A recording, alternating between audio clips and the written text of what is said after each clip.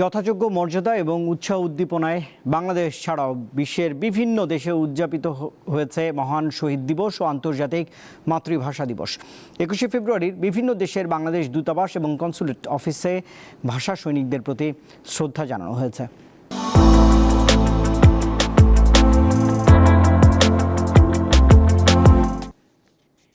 1952 সালে মাতৃভাষার জন্য আত্মদান করা বাংলার শহীদদের প্রতি শ্রদ্ধা জানাতে 21শে ফেব্রুয়ারিতে পাকিস্তানের ইসলামাবাদে অবস্থিত বাংলাদেশ হাইকমিশনে নানা কর্মসূচি আয়োজন করা হয়। হাইকমিশনের কর্মকর্তা কর্মচারীরা কালো ব্যাজ ধারণ ও অস্থায়ী শহীদ মিনারে পুষ্পস্তবক অর্পণ করেন।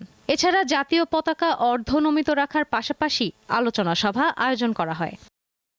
সৌদি আরবের রিয়াদে অবস্থিত বাংলাদেশ দূতাবাসে মহান শহীদ দিবস ও আন্তর্জাতিক মাতৃভাষা দিবস উদযাপন করা হয়। রাষ্ট্রদূত সহ দূতাবাসের কর্মকর্তা ও প্রবাসী বাংলাদেশিদের পক্ষ থেকে শহীদ মিনারে ফুল দিয়ে শ্রদ্ধা জানানো হয়।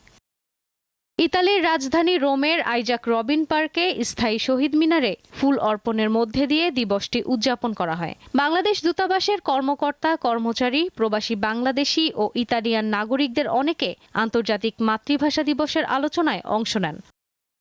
সাউথ আফ্রিকার প্রিটোরিয়ায় অবস্থিত বাংলাদেশ হাইকমিশন প্রাঙ্গণে শহীদ মিনারে ফুল দিয়ে শ্রদ্ধা জানানো হয়। এ সময় ভাষা শহীদদের আত্মার মাগফিরাত কামনায় বিশেষ দোয়া করা হয়।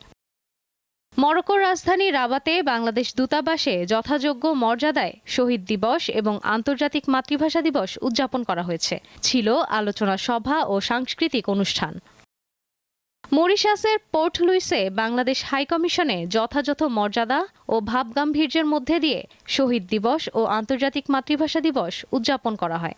অনুষ্ঠানে Japan, Australia, Bharat, Pakistan, Russia, EU ও ইউএন সহ বিভিন্ন মিশনের রাষ্ট্রদূত, হাইকমিশনার এবং কূটনীতিকবৃন্দ উপস্থিত ছিলেন। ইশরাত সুমা, দীপ্ত বার্তা কক্ষ।